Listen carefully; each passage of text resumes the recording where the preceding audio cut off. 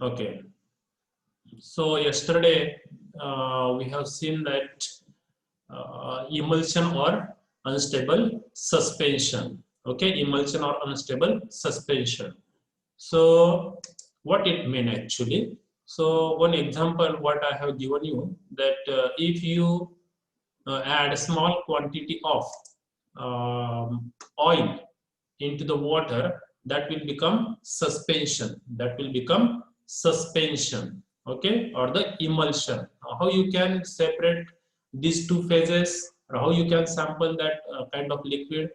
Either you have to separate these two phases by filtering. If one of your organic phase or the aqueous phase, either phase, if that get freezed or if that gets solidified, you can separate it, or you can that suspended particle, you can filter it, and you can separate two layer. Okay, and for the sampling purpose, you have to take aqueous phase and the organic phase in a same proportion and mix them together.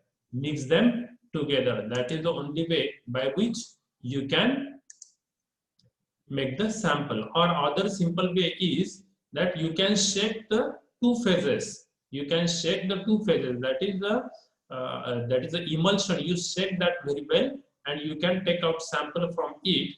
So you will get the homogeneous type of mixture, and all the component which are present in that phase, they will come into the final sample, that which you are going to analyze. Okay, that is very simple method. Instead of separating, this is quite simple by shaking your mixture vigorously. Okay, now sampling of liquid containing partially crystallized solid.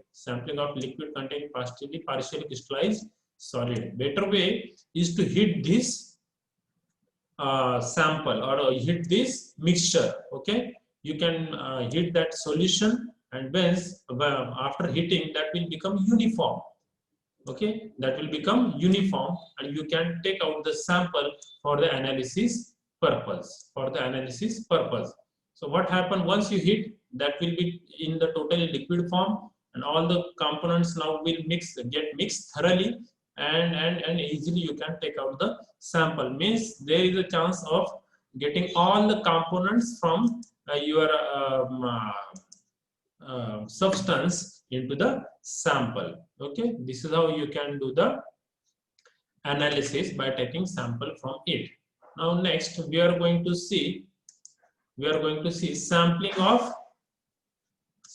flowing liquid.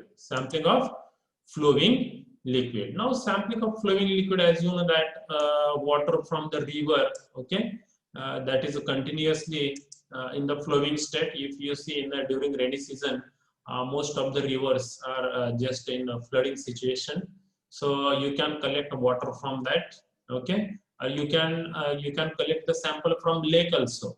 Okay, so it depends what kind of liquid you are going to analyze. On that basis, you can carry out the respective sampling. Now we'll first see that what is a sampling of flowing liquid. एक तर तुमचं liquid हे flowing state मध्ये असणार आहे, किंवा ते stagnant असणार आहे, जे की फ्लो होणार नाहीये. ओके, मग स्टॅग्नंट लिक्विडचं उदाहरण द्यायचं असेल तर तुमच्या घरामध्ये जे तुम्ही भांडी वगैरे भरून ठेवता, ती जी आहे ते स्टॅग्नंट लिक्विड म्हणूयात. किंवा लेक आहे, एखादा लेक किंवा छोटंसं तळ असेल गावाच्या बाजूला, किंवा कुठे पाणी साठलेलं आहे, ते सुद्धा स्टॅग्नंट वॉटर आहे. आणि जे नदीमध्ये वगैरे फ्लो होतं ते फ्लोविंग लिक्विड आहे. How we can make the sampling of flowing liquid? So whole discussion I'm going to tell you here. See that sampler is like structure. Sampler is having palm like structure. हे जे आहे हे दिसतं, हे तुम्हाला pipe आहे. Okay, 1 2 3 आणि 4 pipe आहे. That may be more in number, but इथे पिक्चर मध्ये ते 4च दाखवलेले आहेत. तुम्हाला जी राईट एंडला त्या ठिकाणी डायग्राम दिसते आहे. Okay, and all these 4 pipes are connected to a single pipe. है ना, तुमचा हात आहे ना, त्या हातासारखं स्ट्रक्चर आहे. ओके, नाउ सी, हे जे पाईप आहे, एखादा मोठी पाईपलाईन तुमची MIDC ची वॉटर फ्लोची जर पाईपलाईन असेल, so what you need to do, की त्या पाईपलाईनला अगदी 100 मीटर देखील या ठिकाणी यांची लेंथ असते आणि ते ठिकठिकाणी तुम्ही काय करायचे आहे, अटॅच करायचे आहे त्या पाईपलाईनला. आणि त्या pipeline whether that is of you can say that is of water, पाण्याची पाईपलाईन असेल किंवा ज्या अरब कंट्रीज मधून आपल्याकडे पेट्रोलचे पाईपलाईन आलेल्या आहेत, डिझेलच्या पाईपलाईन आलेल्या आहेत, गॅसच्या पाईपलाईन आलेल्या आहेत. तसेच पेट्रोलच्या आणि डिझेलच्या ज्या पाईपलाईन आहेत किंवा ऑइलच्या पाईपलाईन आहेत, समजा त्या पाईपलाईन आहेत त्याच्यामधून सॅम्पल कलेक्ट करायचा असेल तर हा त्या ठिकाणी आपण काय करणार आहोत, ठिकठिकाणी हे कनेक्ट करणार आहोत. साधारण 100 मीटर डिस्टन्सला हे कनेक्ट करणार आहोत. आणि at the same time you are going to collect a liquid sample into this pipe. Okay. किंवा तुम्हाला नाही 100 मीटर इट डिपेंड्स की त्याची लेंथ किती आहे, तेवढ्या डिस्टन्सला देखील ते तुम्ही फिक्स करून you can collect the sample. Okay, and finally you are going to collect sample with the help of this pipe, and that you are going to use actual for the analysis. So this diagram or this picture is called a multiple tube sampler. So more than one tubes are there, multiple are, it's named as a multiple, more than one tubes are there. Okay, hence the name multiple tube sampler. In this way you can collect the liquid and use that for the analysis purpose. It's very simple. फक्त लक्षात ठेवा, जेही liquid pipe मधून flow होत आहे एका ठिकाणाहून दुसऱ्या ठिकाणी जे कनेक्शन किंवा लिक्विड फ्लो करून शिफ्ट केलेलं आहे ते लिक्विड जे आहे ते ह्या मल्टिपल ट्यूब सॅम्पलरने त्या ठिकाणी आपल्याला कलेक्ट करता येतात आणि त्याचं अनालिसिस करता येतं. Okay. Now sampling of static liquid, जे जागेवरती स्टॅग्नंट आहे, फ्लो होत नाहीये. मी इकडे पिक्चर दाखवलेला आहे तुम्हाला. बघा, तुम्ही जर बघितलं तर इथे एक छोटंसं तळ दिसेल, right. I think that is visible to you, right. So ह्या तळ्यामधून जर सॅम्पल घ्यायचं असेल तर बघा काय केलंय त्यांनी, ह्याच्यामध्ये सॅम्पल कलेक्ट करतोय आणि जो की हा जो छोटासा आहे इथे there is a mug like structure. Okay, plastic beaker is there. Okay, याच्यावरती रीडिंग असतात, इथे मार्क केलेले असतात आणि रीडिंग असतात. ओके, तर त्याच्यामध्ये तो सॅम्पल कलेक्ट करून लिक्विड तो त्याच्यामध्ये घेतोय. This is sampling of water. Similarly you can sample other liquids also, आणि ह्याच्यामध्ये ते तुम्ही सॅम्पल घेणार आहात. So what is the condition here? While taking sample, this sampler should be inserted into the water up to the proper depth. खाली एक 15 centimetre, 20 centimetre, 30 centimetre तो खाली न्यायचा आहे आणि मग तिथून वॉटर कलेक्ट करायचं आहे. That water you are going to pour here in this flask. Okay, in this way you can take sample from this spot, you can take from this spot, you can take from that spot. Okay, you can take from this spot. In this way you can collect sample from the different places. Okay, randomly collect केला तर तो random sampling होईल, आणि systematically फक्त collect केला, एक ह्या end वरून, एक मध्ये आणि एक अपोजिट एंड वरून कलेक्ट केला लाइकवाइज, तो सिस्टमॅटिक सॅम्पलिंग होईल. Okay, in this way. So by this way you can collect the sample of static liquid, and that you can use for the analysis purpose. Very simple. Okay, किंवा आपल्या घरातली भांडी आहेत, मी सांगितलं तुम्हाला घरातले जे पाणी आहे, स्टोरेज वॉटर आहे, that is also static liquid. ते सुद्धा तुम्ही त्या ठिकाणी अनालिसिसला जर घेतलं, that is also a kind of static liquid. Okay, so this is how you can make the sampling of static liquid. Now what is next? Sampling of solids. So what is sampling of solid? इथे मी तुम्हाला मातीचं collection करताना दाखवलं आहे. If you see here in this picture, he is collecting soil. Okay, in the same way you can take the sample of different solid from industry also. You can collect the sample. Industry मध्ये जे त्या ठिकाणी powder form मध्ये असतात है ना, ज्या आपल्या ज्या टॅबलेट वगैरे बनतात त्याच्या अगोदर पावडर फॉर्म मध्ये असतो आपला जो सबस्टन्स आहे तो, आणि त्याचं त्या ठिकाणी तुम्ही काय करू शकतात की सॅम्पल घेऊ शकतात आणि तो सॅम्पल घेऊन तुम्ही अनालाइज करू शकतात. तसेच सॉइल आहे, तुम्ही पावडर जी आहे, टाल्कम पावडर जी इंडस्ट्रीमध्ये बनवतात तिचं मी वारंवार उदाहरण देतो, ती आहे. किंवा आपलं जे पीठ बनवतो घरामध्ये, जे दळण वगैरे जे आहे नाही का, आपण तांदळाचं पीठ बनवतो किंवा आणि काही कडधान्य असेल त्याचं पीठ बनवतो, त्याचं जे सॅम्पलिंग करण्याची पद्धत आहे, that comes under the solid sampling. Okay, जेही काही सॉलिड फॉर्म मध्ये आहे त्याचा सॅम्पल जो कलेक्ट करतो आपण. Now solid may be in the powder form, that may be in the granular form, that may be fluffy म्हणजे त्याचा जशी पावडर असते अगदी ते थोडंसं जरी हे केलं तर त्याच्यातून भरपूर डस्ट बाहेर पडते, फ्लफी असेल है ना. असे जे सॉलिड आहेत that you can sample very easily. Okay, and that sampling is the solid sampling. Now why it is challenging? Solid sampling is a challenging because of it is heterogeneous in nature. It is heterogeneous in nature. बघा या ठिकाणी एखादा element, माझं तुम्हाला हे दिसेल तिथे cursor दिसेल, या ठिकाणी एखादा कंटेंट आहे. आता हा sample he is collecting from this place. आता मला असं कधी होऊ शकतं की इथे झिंकचं प्रमाण जास्त आहे, या स्पॉटला इथे झिंक जास्त आहे आणि इथे कदाचित तुमचा मॅग्नेशियम जास्त असेल, इथे मॅग्नेशियम जास्त असेल. Means it is not a same system, it is not homogeneous, it is heterogeneous. म्हणजे काही ठिकाणी झिंक जास्त आहे, कुठे मॅग्नेशियम जास्त आहे, कुठे कॅल्शियम जास्त आहे, किंवा आणि काही एलिमेंट असतील त्या ठिकाणी कुठे आयर्न जास्त आहे. In that case what will happen, see taking sample is very challenging.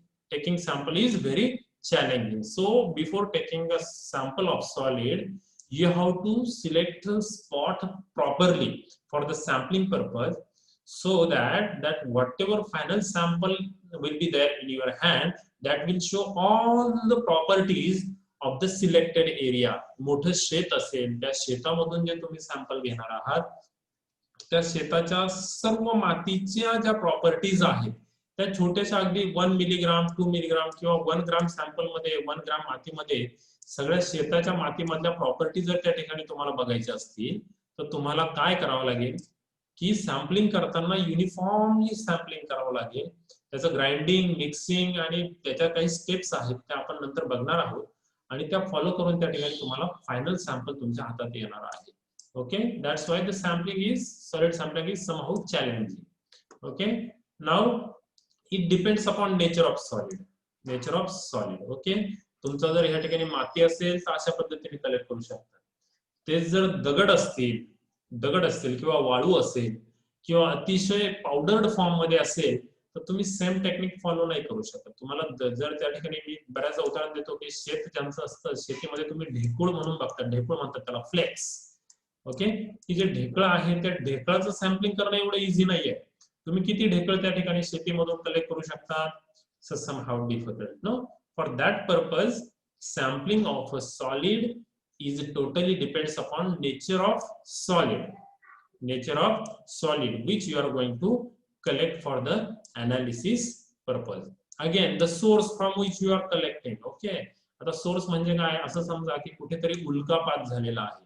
उल्कापात म्हणजे तुम्ही कधीतरी त्या ठिकाणी तारे तुटतात आणि जमिनीवरती पडतात आणि त्या ठिकाणी काय आहे की हे जे जिओलॉजिस्ट आहे ते सॅम्पल कलेक्ट करणार आहेत. तर मग त्या केसमध्ये काय होईल की तिथे कुठे कुठे ते त्या ठिकाणी जे तारे तुटून पडलेले आहेत किंवा द मटेरियल ते कलेक्ट करताना सुद्धा त्या ठिकाणी तो जो सोर्स आहे that is not the source from अर्थ, तो वरतून पडलेले आहेत त्याचं सॅम्पलिंग कसं करावं, that is again a challenge. की तो एरिया कसा सिलेक्ट करायचा जिथे उल्कापात झालेला आहे.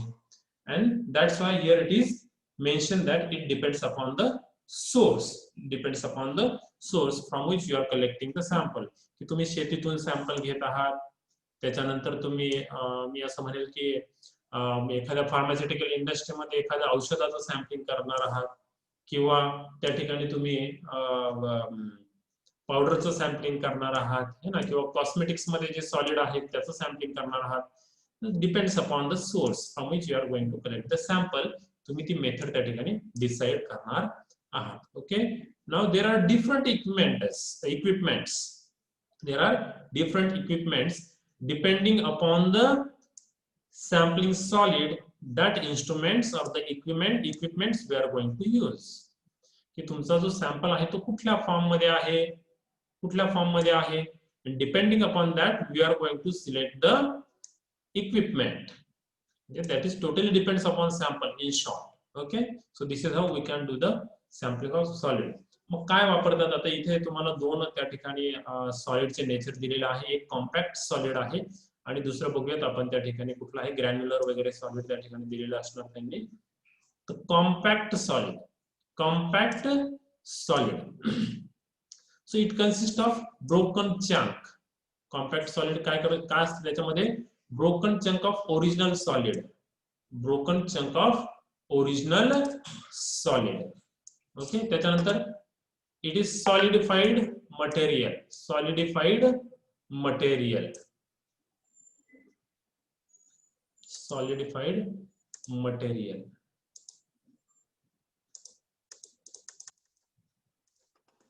Now it may be amorphous, it may be amorphous. Amorphous म्हणजे काय, जे की मॉइश्चर कॅच करतं. ओलसर साखर जर घरामध्ये आपण काढून ठेवली आणि काही वेळ जर तशीच ठेवली साखर, तर ती मॉइश्चर कॅच करते, ती ओली होऊन जाते. बॉटलमध्ये तेव्हा किंवा बाहेर असते तेव्हा ती ड्राय, बॉटलमध्ये असते तेव्हा ती ड्राय असते पॅकेजमध्ये, पण त्या ठिकाणी बाहेर जेव्हा ती ठेवली जाते तेव्हा ती ओली होते, right. So this is how, again, that compact solid is having different kind of hardness. It may be semi-finished, it may be semi-finished. Okay, these are the things.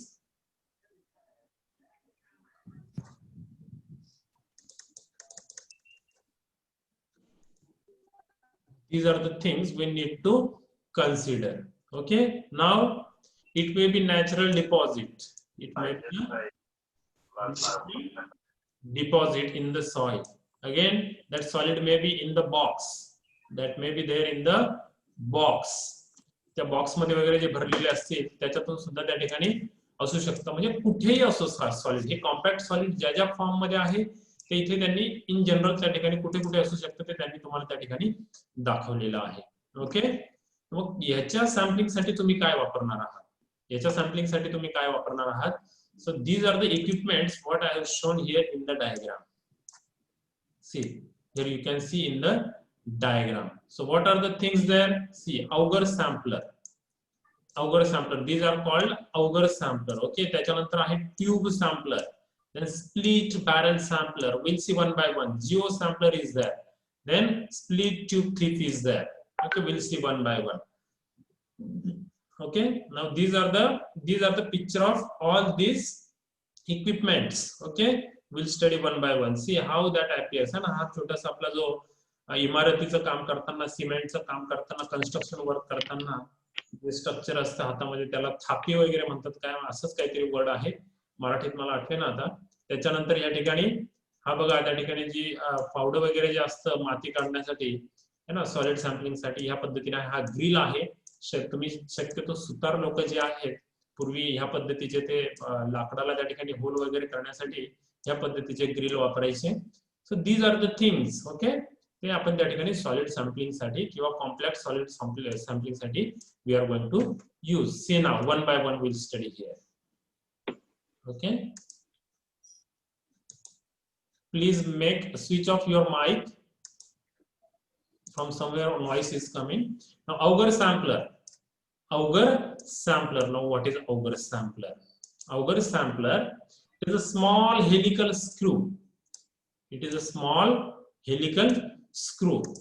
Small helical screw म्हणजे थोडक्यामध्ये या ठिकाणी तुम्हाला दिसेल तर त्याची picture जी आहे ह्याच्यामध्ये हा ठेवलेला जो आहे ना हा स्क्रू म्हणजे आपण जो घरामध्ये आपला जनरली स्क्रू असतो तसंच त्याचं त्या ठिकाणी खाली टिपला त्या ठिकाणी तसं स्ट्रक्चर असतं. That is helical in appearance, helical in appearance. आणि त्याचा जो वरती जो आहे तो टी शेप आहे. हा जो आहे this is a T shape. Once you rotate it, तुम्ही जसं जसं ते फिरवाल तस तसं ते मातीमध्ये खोल जातं आणि त्याच्यातून ती माती काय होते बाहेर येते. Okay, it pull out the sample, it pull out the soil, it pull out the solid to get the sample. Okay, and it may be having length from 5 centimeter to 30 centimeter. याची जी length आहे तो 5 ते 30 centimetre एवढी त्या ठिकाणी त्याची काय असते लेंथ असते. ओके, जो की त्या ठिकाणी तुम्ही तेवढ्या डेप्थ पर्यंत म्हणजे 30 सेंटीमीटर पर्यंत सुद्धा तुम्ही त्या ठिकाणी सॅम्पल कलेक्ट करू शकता मातीमधून. ओके, किंवा आणि काही सॉलिड जे आहेत बॉक्स मध्ये असेल किंवा आणि काही ठिकाणी ठेवलेले असतील तर त्या ठिकाणी तुम्ही करू शकता. Tube sampler. See, tube sampler. Tube sampler. So it is a thin walled tube, having 5 to 12 centimeter diameter, 5 to 12 centimeter diameter, and it is used to penetrate in a pre-drilled hole. Used to penetrate in pre-drilled hole. अगोदर ज्या ठिकाणी hole केलेला आहे त्याच्यातून त्या ठिकाणी तुम्ही sample काढू शकता. हे जर बघायचं असेल तुम्हाला, शक्यतो जे कडधान्याचे व्यापारी असतात, मोठमोठे जे कडधान्याचे त्या ठिकाणी मार्केट आहे, त्या मार्केटमध्ये तुम्हाला त्या ठिकाणी बघायला मिळेल. It appears like this.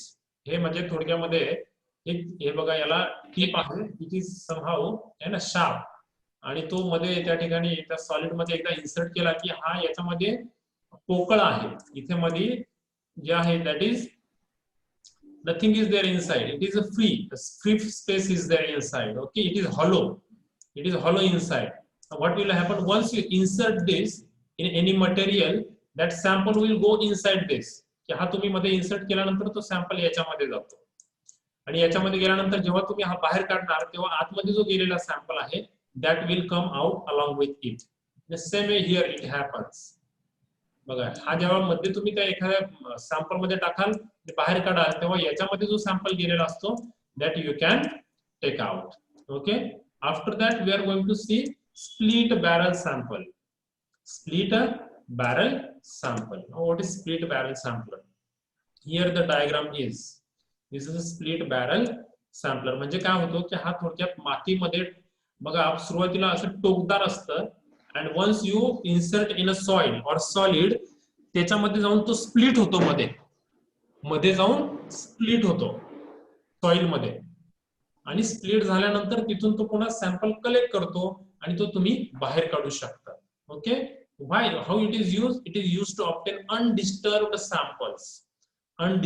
samples made up of, sorry, here something is left, made up of hard steel. Okay, तुम्हाला हे जे मटेरियल आहे हार्ड स्टील पासून बनवलेलं असणार आहे, आणि त्या ठिकाणी तुम्ही ज्यावेळेस सॉलिड मध्ये तो त्या ठिकाणी कॉम्पॅक्ट सॉलिड मध्ये इन्सर्ट करणार आहात, तर त्या ठिकाणी मध्ये जाऊन तो ओपन होतो. त्या ठिकाणी पुन्हा अरेंजमेंट असते की जो सॅम्पल त्याच्यामध्ये येईल, आणि तो पुन्हा बंद केल्यानंतर तो जो सॅम्पल आहे तुम्ही बाहेर काढू शकता. It may B having 45 centimetre length. Okay, after that we are going to see the geosampler. Geosamplers are used for the sampling from the, मी तुम्हाला सांगितलं जिओलॉजिस्ट जे आहेत ना, चंद्रावरती वगैरे जाऊन त्या ठिकाणी सॅम्पल जर कलेक्ट करायचं असेल, मंगळावरती जाऊन सॅम्पल कलेक्ट करणारे असतील तर, किंवा ही ह्या पद्धतीचे जे सॅम्पलिंग आहे जिओलॉजिस्ट जे कलेक्ट करतात त्यासाठी हा जिओ सॅम्पलर वापरतात. appears like this. या पद्धतीने याच्यामधून ही ट्यूब जी आहे ती पुढे टाकलेली आहे. So it is used to collect planetary rocks. Again, it is used to collect the loose soils. Okay, loose soil, that may be the cement or fine particle. That may be the dust. Okay, that may be the hard rock. Okay, and it consists of drill. हे जे आहे याला drill असतं, तर त्या पद्धतीने त्याच्यामध्ये ते इन्सर्ट करून आणि तिथून तुम्ही सॅम्पलिंग करू शकता. So this is what the geosampler, and it is specially used to collect the planetary rock. Okay, now sampling of particulate solid. So particulate solid, it is a special class. Okay, and they are generally dry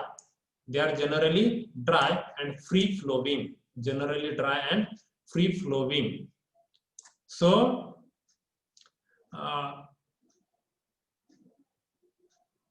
तुम्ही जे drum वगैरे जे आहेत किंवा can आहे, bag आहे, याच्यामध्ये जे काही तुम्ही सॅम्पल भरून ठेवणार आहात, किंवा बाहेर तुम्ही बघाल की इंडस्ट्रीमध्ये जर गेलात तर कन्व्हेयर बेल्ट असतो, कन्व्हेयर बेल्ट वरती सुद्धा त्या ठिकाणी जे आपलं हे फ्लो होतं, सॉलिड फ्लो होतं, किंवा सिमेंटच्या ज्या हे आहे, तुम्ही क्रशर, स्टोन क्रशर जर बघितलं तर त्याच्यावरतून ते सिमेंट वगैरे फ्लो होताना तुम्हाला त्या ठिकाणी दिसेल. आणि ते जे सॉलिड आहे that solids are called particulate, म्हणजे जे फाईन पार्टिकल्स असतात जे की कन्व्हेयर बेल्ट वरून फ्री होतात, that are the free flowing. Again that kind of sample you can collect with the help of these kind of equipments. Okay, and that is also very easy. It is not much, you can say that, much complicated. Okay, but provided that that solid must be in particulate form. particulate form. So आणि तुम्ही असं म्हणा की जे जे जे जे दिसतंय तुम्हाला अवतीभोवती, तुम्हाला ट्रक असेल किंवा हे आपले जे कडधान्य वगैरे जे आहेत ना, थोडक्यात बॅग मध्ये वगैरे भरलेले असतात किंवा बॉक्स मध्ये वगैरे भरलेले असतात, ट्रक मधून कडधान्य वगैरे नेतात किंवा मोठमोठी जहाज आहेत, रेल्वेच्या बोगी आहेत, है ना, किंवा तुम्ही थोडक्यामध्ये या साखर वगैरे जे आहे कडधान्य दुकानातून घेतात, जे काही तुम्ही घरामध्ये वापरतात, you consider that as a particulate solid. Particulate solid म्हणजे थोडक्यात कसं दाणेदार म्हणूया. तर सिमेंट कसं अगदी फाईन झालं, सिमेंटचं एक्झाम्पल तुम्हाला इथे थोडंसं हे होईल, बट जे दाणेदार आहे, जसं की असे त्या छोटेसे पार्टिकल आहे, ते that kind of solid are called particulate solid, आणि त्याचं सुद्धा त्या ठिकाणी तुम्ही सॅम्पलिंग करू शकता. So now will see what is a concentric tube thin. Concentric tube thin. So बघा, ही ह्या ठिकाणी दोन ट्यूब असतात, एक आउटर ट्यूब आहे आणि एक इनर ट्यूब आहे. So here you can see inner cylinder. Okay, त्याच्यानंतर एक जो आहे तो आउटर आहे, त्याला आउटर स्लीव्ज ह्या ठिकाणी आपण म्हणूया. आउटर स्लीव म्हणजे काय म्हणायचे, पाईप मध्ये पाईप टाकलेला आहे. हा एक बाहेर जे डार्क दिसते ती बाहेरचा पाईप आहे. ओके, आणि त्याच्यामध्ये तुम्ही आतमध्ये एक त्या ठिकाणी पाईप असणार आहे. आतल्या पाईप वरती पण होल आहे आणि बाहेरच्या पाईप वरती पण होल आहे. पण हे थोडक्यात बासरी जी असते आपली, बासरी किंवा फ्लूट असते ना, that is like a flute like structure. Okay, now what will happen, हा ज्यावेळेस मी रोटेट करणार आहे, हा रोटेट केल्यानंतर हा क्लोज आहे. आता असं समजा की याचे जे होल्स आहे याच्यावरती हे कोइन्साइड नाहीये, बंद आहे हे होल. ओके, पण जेव्हा मी हा कडधान्यामध्ये त्या ठिकाणी किंवा एखाद्या याच्यामध्ये टाकणार आहे, सॉलिड सॅम्पल मध्ये टाकणार आहे, now I am going to rotate it. त्याला रोटेट केला इथे, हा रोटेट केल्यानंतर ओपन झालेला आहे.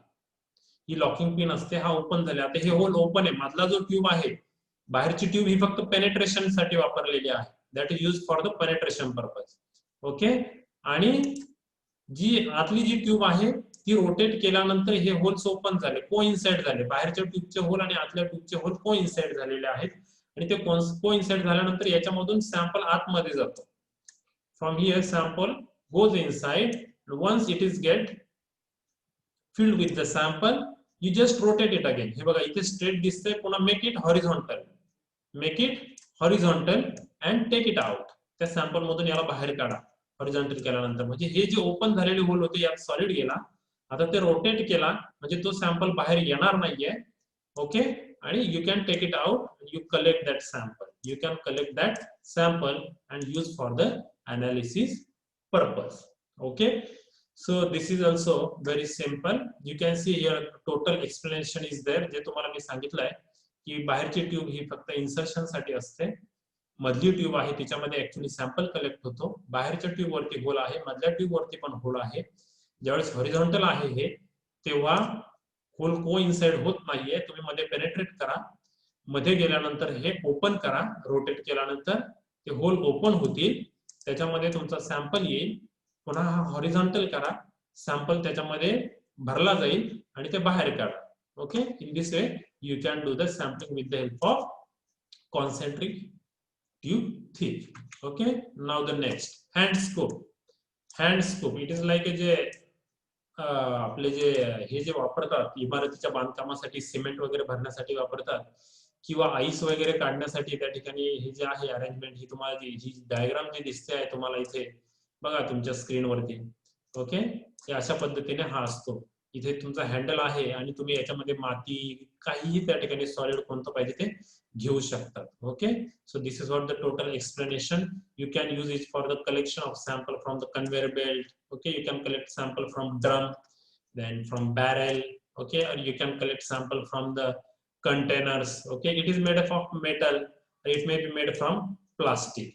Okay, it depends upon what kind of sample you are going to collect. Heavy sample असेल so you need to use a metallic material hand scoop, and if the material is somehow light you can use plastic made hand scoop. Okay, so this is also used. थोडक्यामध्ये आपण rice घेण्यासाठी घरामध्ये जेव्हा rice आपला बनतो तर त्याला एक पर्टिक्युलर त्या ठिकाणी हे उलतानी नाही पण ते एक पर्टिक्युलरचं एक हे असतं, शेप असलेली एक हे असते ज्याच्याने तुम्ही घेता, तर तो जो आहे तसाच तो हा त्या ठिकाणी हँड स्कूप आहे.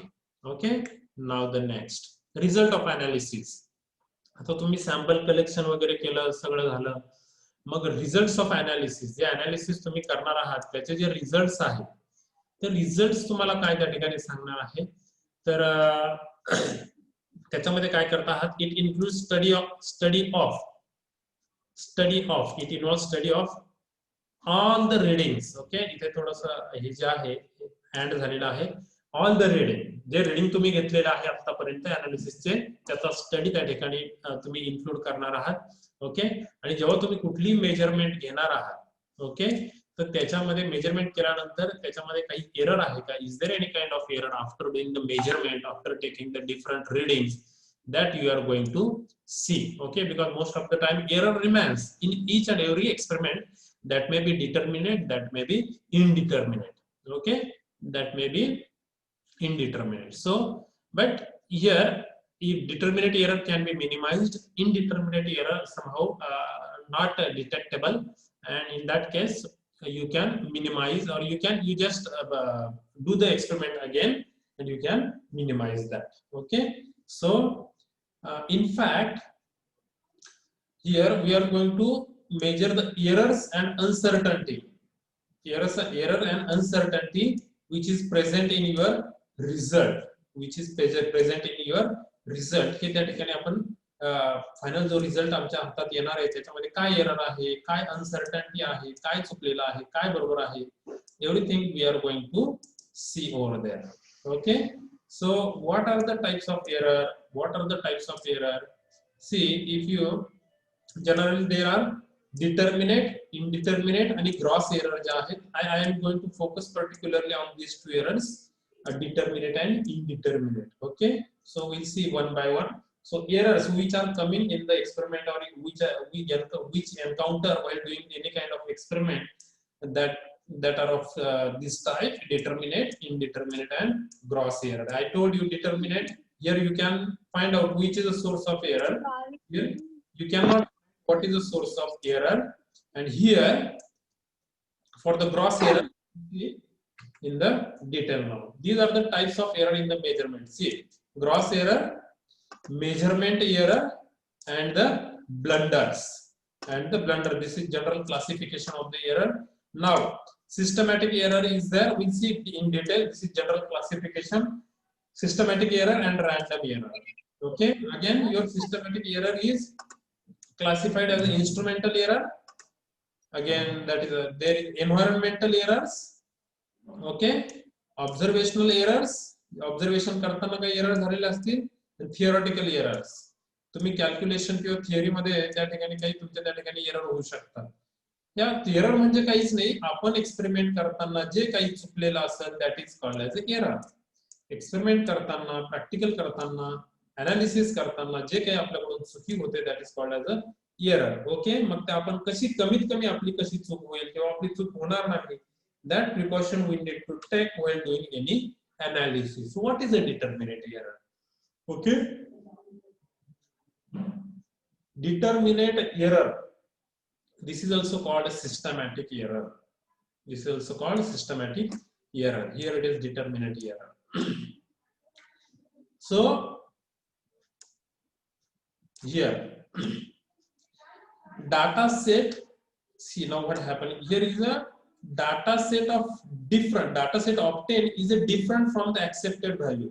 तुम्हाला जो एक्सपेक्टेड रिझल्ट होता किंवा जी एक्सेप्टेड व्हॅल्यू होती, तुम्हाला एक्सपेक्टेड रीडिंग 10 होती, पण ज्या काही रीडिंग आलेल्या आहेत त्या तुमच्या that readings are near to 9, or that readings are near to 11, but not near to 10. Such a kind of error is called a determinate error. You can say this. Okay,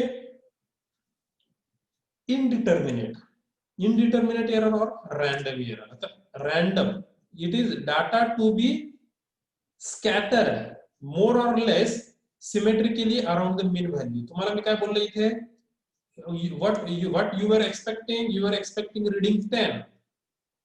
Okay, but what happened? Sometime your reading goes above 10, sometime your reading goes below 10. Okay, so that is scattered near to 10, but that is not coming as a 10. That is not coming as a 10. That kind of error is called random error. Okay, कधी 10.5, 11, 9, 9.5 अशा पद्धतीने reading दिसते तुम्हाला. Okay, म्हणजे data is get scattered. तुमच्या आलेल्या reading ज्या आहेत त्या स्कॅटर्ड पसरलेल्या आहेत कोणाच्या भोवती? More or less around the mean value, around the mean value which we expect 10. Okay, after that what is the gross error? Gross error is different from determinate and indeterminate error. How this is different? It occurs occasionally. Okay, it may be very large, it may be very large, or okay, large, or that you can say it may be very large or very unexpected. Okay, then they are often the product of human error. Me experiment करायला सांगितलंय तुम्हाला, किंवा मी एखादा experiment करतो आहे आणि माझ्या reading मी expect करतोय की अरे रीडिंग माझी 10 यायला पाहिजे, पण कधी कधी माझी रीडिंग अगदी 5 आली, 4 आली, 3 आली, 2 आली. त्या केस मध्ये काय होणार आहे की that is a error either from my side or that may be the problem of chemical which I use for the experiment. Okay, and that is a gross error. So this error cannot be minimized. ही तुम्हाला त्या ठिकाणी तुम्हाला experiment पुन्हा करावाच लागेल. Okay, that is called gross error. Okay, it leads to outlier. Okay, the result appears to be differ very largely from all other data, very largely from all other data. Okay, and that is what the problem associated with the gross error. Okay, but it occurs occasionally. है ना, कधीतरीच असं होतं, नेहमीच होत नाही. कारण जे chemical वगैरे आपण बनवून घेणार आहेत ते व्यवस्थित बनवून घेणार आहोत. कधीतरी जर चुकी झाली बनवताना तर मग तो त्या ठिकाणी एक्सपेरिमेंट मध्ये आपल्याला तो प्रॉब्लेम फेस करावा लागेल. Okay, so this is how gross error. Now we are going to see in detail determinate error and indeterminate error and their subtype. Okay, या ठिकाणी तुमचा टाइम जो आहे 1 मिनिट राहिलेला आहे. टाइम संपल्यानंतर लगेच तुम्हाला मी पुढची लिंक प्रोव्हाइड करतो आहे. So don't get away. I will give you 5 minutes. You will just join after 5 minutes. Okay? त्याच्यामुळे तुम्ही कुठे जाऊ नका. आपण कंटिन्यू करूया. आता सकाळची वेळ आहे त्याच्यामुळे तुम्ही फ्रेश असाल आणि आपला टॉपिक पण पुढे जाईल. Okay, now the next, systematic error. Systematic error. I told you that systematic error, or this error you called as a determinate error. Determinate error. Okay, see now here systematic error. Okay, it has a definite value, it is assignable. कशामुळे ती आपल्याकडून error झाली हे तुम्हाला समजतं.